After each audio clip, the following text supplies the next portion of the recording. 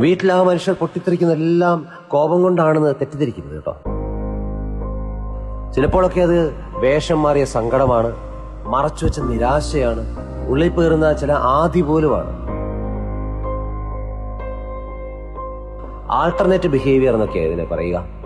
സ്ഫടിക സിനിമയിലെ നമ്മുടെ ആടുതോമയുടെ Ray Ban glass നിങ്ങൾക്ക് ഓർമ്മയില്ലേ? നിരസിക്കപ്പെട്ട സ്നേഹത്തിന്റെ ദുഃഖം മറച്ചുവെക്കാൻ തോമസ് ചാക്കോ എടുത്തണിയുന്ന ആണഹന്തയുടെ ആ റെയ്ബാൻ ഗ്ലാസ്. അതല്ലെങ്കിൽ ഇൻസ്റ്റാഗ്രാമിൽ പോലും എന്നോട് ആർക്കും ലൈക്ക് ഇല്ലെന്ന സങ്കടത്തിൽ രംഗണ്ണൻ എടുത്തണിയുന്ന ആഘോഷത്തിന്റെ Ray Ban glass. What we suppress find it's way out in other forms എന്ന് കാൾ യങ് പറഞ്ഞത് ഇത് ഈ ആൾട്ടർനേറ്റ് ബിഹേവിയറിനെ പറ്റിയാണ്.